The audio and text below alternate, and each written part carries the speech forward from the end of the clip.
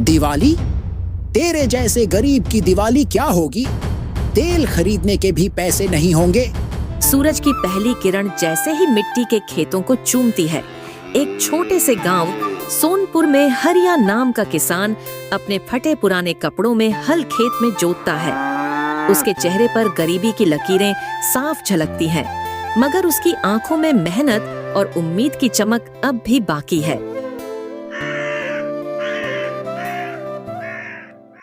हे भगवान, आज भी कोशिश करूंगा कि खेत में कुछ अच्छा हो जाए। इस बार फसल बिक जाए तो मेरे बच्चों की भी दिवाली रोशनी में कटे। हरिया के घर में उसकी बूढ़ी माँ गोमती, पत्नी रामदुलारी और 2 छोटे बच्चे मुनिया और गोपाल रहते हैं। घर मिट्टी का है, छत से बारिश का पानी टपकता है, मगर उस घर में एक चीज की कमी नहीं, प्यार और उम्मीद।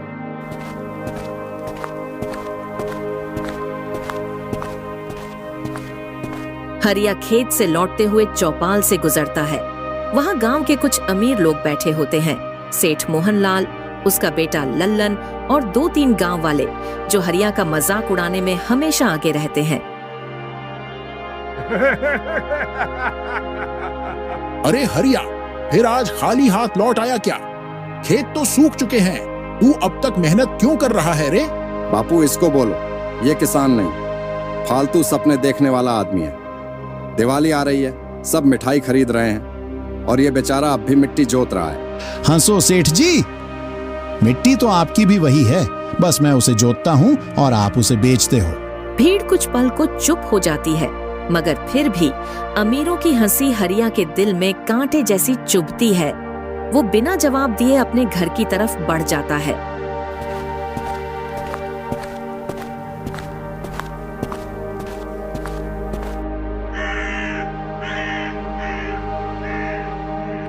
कितना काम करोगे स्वामी? पेट तो अन्न से नहीं, किस्मत से भी भरता है। हाँ, किस्मत तो गरीब की हंसती नहीं, पर मेहनत छोड़ दूं तो बच्चे भूखे रह जाएंगे। बेटा, जब तक तू हार नहीं मानता, भगवान भी तुझसे मुंह नहीं मोड़ेगा। हरिया मुस्कुराता है, लेकिन अंदर से टूट चुका होता है। गांव के लोग उसकी गरीबी का मजाक उड़ाते हैं और साहूकार उसका कर्ज वसूलने रोज दरवाजा खटखटाता है।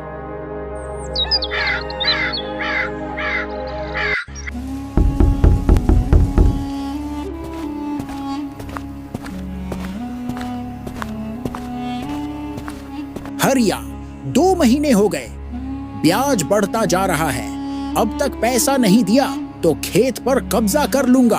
बस दिवाली तक मोहलत दे दो मालिक, इस बार मैं कुछ न कुछ करके चुका दूंगा।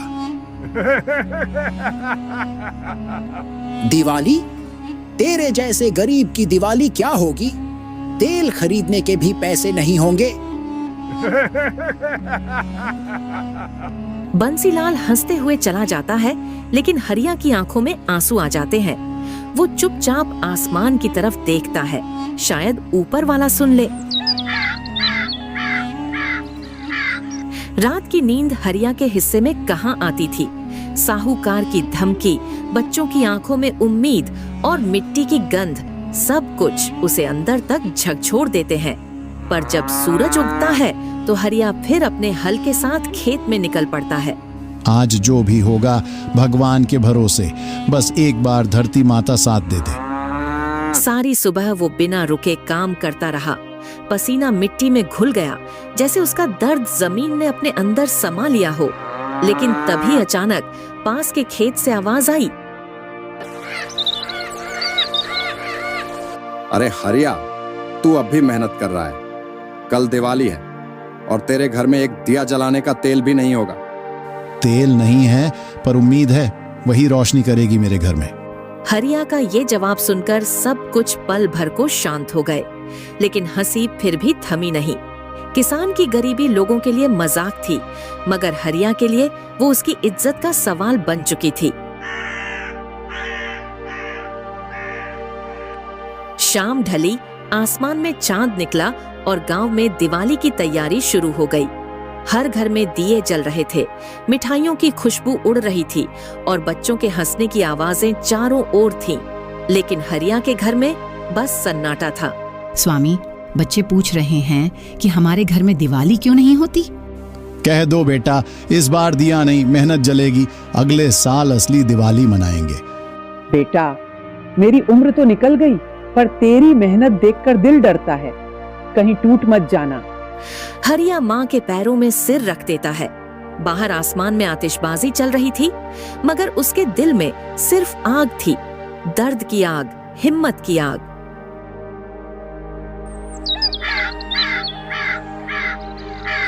दूसरे दिन सुबह जब हरिया खेत पहुंचा तो उसने देखा कि रात की हल्की बारिश ने उसकी सूखी जमीन को नम कर दिया है। मिट्टी मुलायम हो गई थी, जैसे धरती माँ कह रही हो, चल बेटा, अब तेरी मेहनत रंग लाने वाली है। हे धरती माँ, तूने मेरी पुकार सुन ली?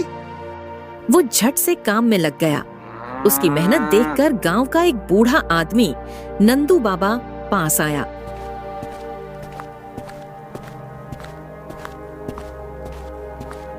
हरिया, मैंने तेरे जैसा जिद्दी आदमी नहीं देखा बेटा।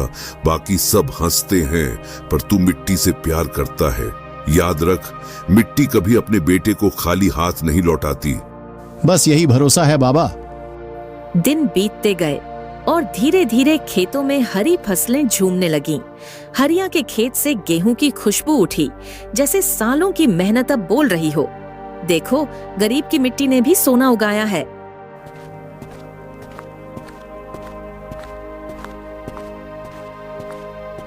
बापू, हमारे खेत में तो सोना उगाया। हाँ बेटा, ये सोना नहीं, तेरे बाप की मेहनत है। स्वामी, अब की बार तो हम भी दिया जलाएंगे। हाँ, इस बार गरीब किसान की भी दिवाली होगी।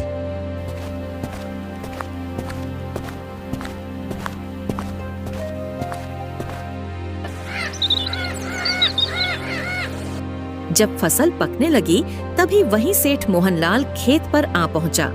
उसने खेत की हरियाली देखी तो उसके चेहरे पर चालाकी की मुस्कान आ गई।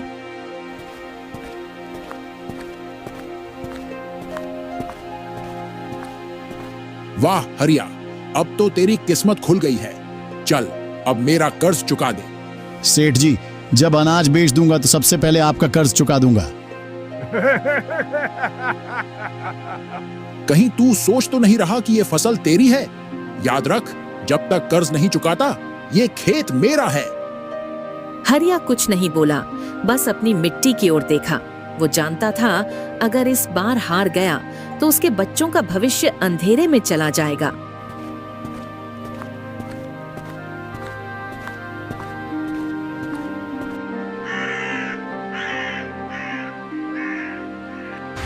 लेकिन जैसे किस्मत को गरीब की मुस्कान रास नहीं आती, उसी रात गांव पर तूफान आ गया। तेज बारिश, आंधी और बिजली की चमक ने सब कुछ हिला दिया।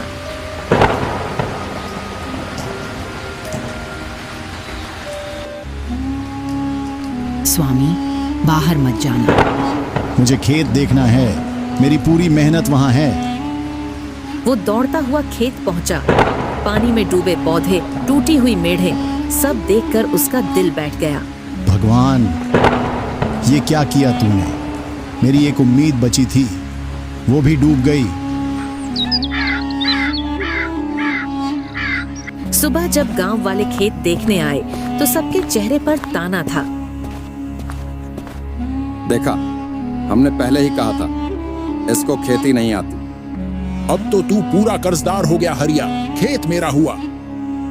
हरिया की आंखों में आंसू थे, लेकिन उसकी हिम्मत अब भी जिंदा थी। खेत बेच दूंगा, घर गिरवी रख दूंगा, पर अपने बच्चों की हंसी कभी नहीं बेचूंगा। तूफान के बाद गांव में सन्नाटा था। खेतों की मिट्टी बर्बाद हो चुकी थी, लेकिन हरिया अब भी अपने खेत की मेड़ पर बैठा था। उसकी आंखें सूजी हुई थीं, मगर चेहरे पर एक अजीब सी शांति थी, जैसे वो टूटकर भी कुछ नया सोच रहा हो।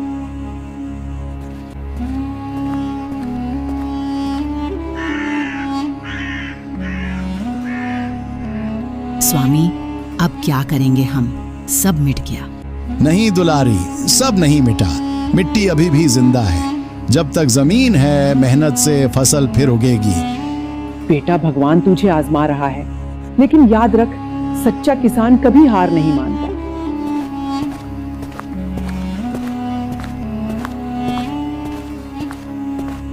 हरिया खड़ा हुआ, हाथ में मुट्ठी भर मिट्टी ली और बोला, ये मिट्टी मेरी माँ है। अगर ये फिर से हरी नहीं हुई तो मैं भी चैन से नहीं बैठूंगा। अगले दिन जब गांव के बच्चे स्कूल जा रहे थे तो हरिया के बेटे गोपाल और बेटी मुनिया रास्ते में सुन रहे थे। अरे देखो देखो, ये तो उस गरीब किसान के बच्चे हैं जिसके खेत बह गए। मेरे बापू गरीब हैं पर मेहनत करते हैं, तुम्हारे बापू तो बस हंसते हैं। बच्चों के बीच झगड़ा होता है, लेकिन गोपाल घर लौटकर बापू से कहता है, बापू सब हमें गरीब बोलते हैं, पर मैं चाहता हूँ कि एक दिन सब हमें सलाम करें। वो दिन जरूर आएगा बेटा, जब गरीब का बेटा भी अमीरों को सिखाएगा कि इज्जत पैसों से नहीं, मेहनत से मिलती है।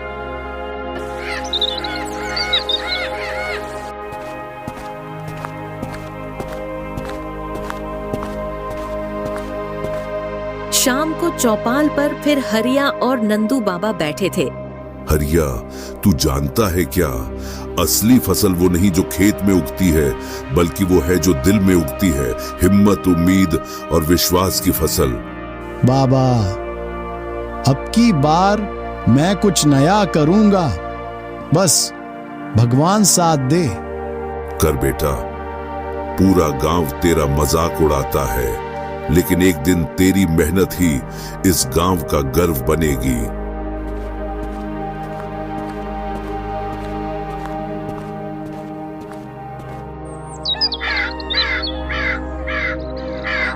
अगले ही दिन हरिया ने अपने खेत के बचे हुए कोने में जाकर कुछ बीज बोए, पर ये बीज गेहूं या धान के नहीं थे, वो सब्जियों और फूलों के बीज थे। अरे ये तो क्या कर रहा है, ये फसल तो कोई नहीं बोता यहाँ। सब वही बोते हैं जो सब करते हैं। मैं वो बोऊंगा जो लोग खरीदेंगे।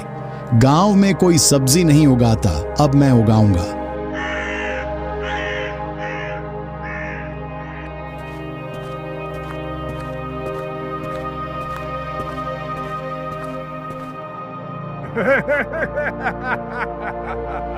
अब ये फूल बेचकर कर्ज चुकाएगा क्या? हाँ, अगर भगवान ने चाहा तो फूल ही मेरे घर की रोशनी लाएंगे। लोग फिर हंसने लगे। दिन बीतते गए। हरिया रोज सुबह सूरज निकलने से पहले खेत पहुंचता और रात तक काम करता। धीरे धीरे उसकी सब्जियों की बेलें बढ़ने लगीं और फूलों की खुशबू पूरे खेत में फैल गई।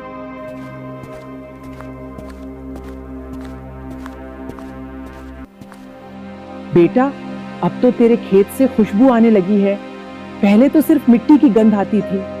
माँ, जब दिल साफ हो तो मिट्टी भी खुशबू देने लगती है।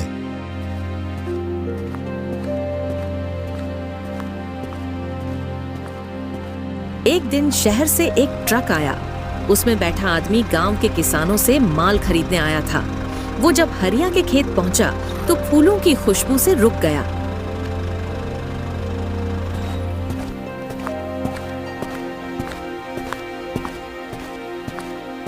ये तो बड़ा बढ़िया काम किया है भाई, इतने ताजा फूल तो शहर में भी नहीं मिलते। साहब, अगर चाहो तो ले जाओ, मेरे पास और भी हैं। ले जाऊंगा सब, और हर हफ्ते आऊंगा। हरिया की आंखों में आंसू आ गए। सालों की मेहनत का फल आखिर मिल गया था। उसने आसमान की ओर देखा, जैसे कह रहा हो, धन्यवाद भगवान, तूने मेरी मिट्टी को फिर जिंदा कर दिया।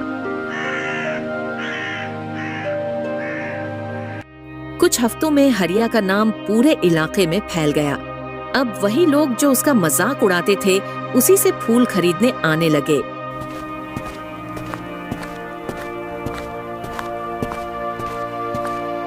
हरिया, मैंने तेरा बहुत मजाक उड़ाया बेटा, तू असली किसान निकला। सेठ जी, मजाक उड़ाने वाले नहीं, मेहनत करने वाले बदलते हैं। और उसी साल जब दिवाली आई, हरिया के घर में भी दिए जले। इस बार तेल खरीदा गया था, मेहनत की कमाई से। बच्चे हंस रहे थे। माँ गोमती के हाथ में दिया था। रामदुलारी मिठाई बांट रही थी और हरिया अपने खेत के पास बैठा आसमान की तरफ देख रहा था। हे भगवान, तूने मेरे घर में रोशनी की, पर याद रख मैं तुझे अपनी मेहनत से ढूंढ पाया हूं।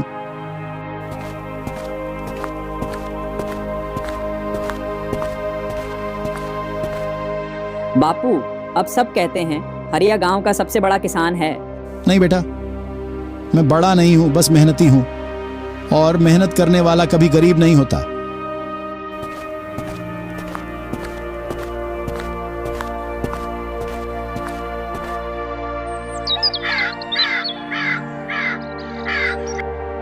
दिवाली के अगले दिन गांव में एक अजीब सुकून था।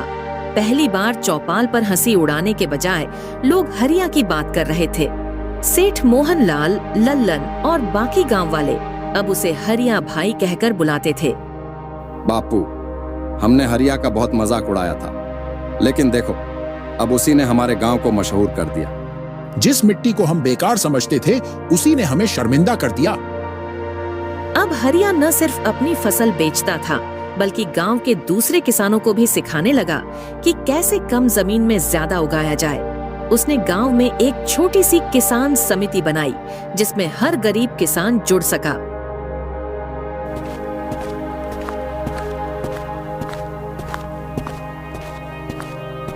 भाइयों, मिट्टी को सोना बनाने के लिए पैसे नहीं, दिल चाहिए। अगर हम सब साथ हों तो कोई भी सेठ हमें गुलाम नहीं बना सकता। आपने बिल्कुल सही कहा हरिया भाई। धीरे धीरे पूरे गांव में खेती की नई सोच फैल गई। लोग अब दूसरों का मजाक उड़ाने के बजाय मिलकर खेत जोतने लगे।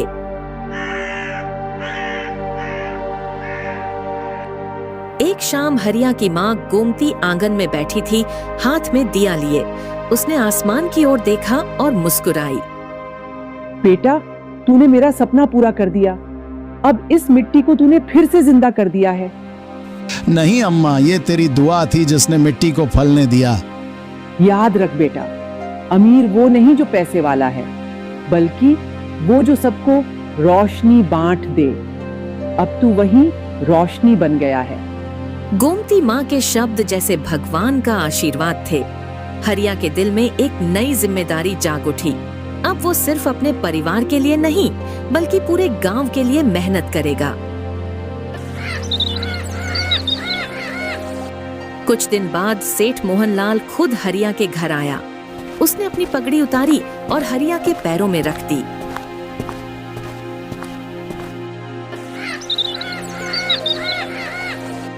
हरिया, मुझे माफ कर दे बेटा।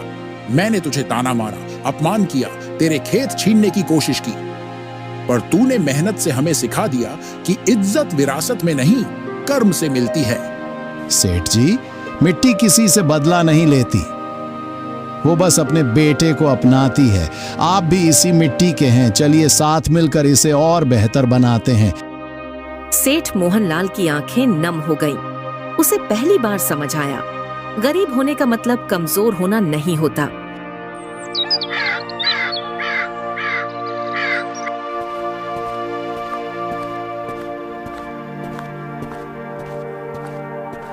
साल भर के भीतर हरिया का नाम पूरे जिले में फैल गया।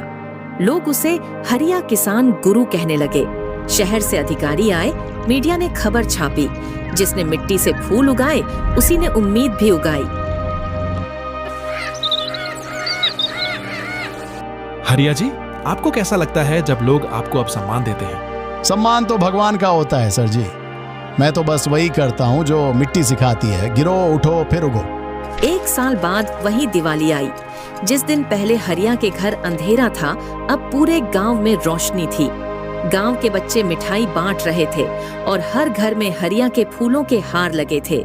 सेठ मोहनलाल के घर के दरवाजे पर भी वही लिखा था।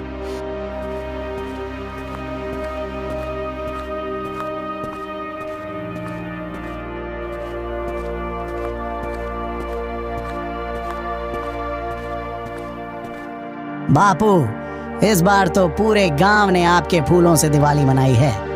हाँ बेटा, आज गरीब किसान की असली दिवाली है। अब रोशनी मेरे घर से नहीं, मेरे खेत से फैल रही है। हरिया की कहानी सिर्फ एक किसान की नहीं, बल्कि हर उस इंसान की है जो टूटकर भी खड़ा रहता है, उसने दिखाया कि मेहनत कभी व्यर्थ नहीं जाती, मिट्टी कभी गलत बेटे को नहीं छोड़ती और उम्मीद की लौ सबसे बड़ी दिया होती है। कभी सोचा था मेरी दिवाली नहीं आएगी, पर अब समझ गया। तो दिवाली तब नहीं मनती जब घर में दिए जलते हैं, दिवाली तब मनती है जब दिल में हिम्मत जलती है। तो दोस्तों, आपको ये कहानी कैसी लगी हमें कमेंट में जरूर बताइए। और अगर आप ऐसी ही प्रेरणादायक कहानियां देखना चाहते हैं तो इस चैनल को सब्सक्राइब करना मत भूलिए। धन्यवाद।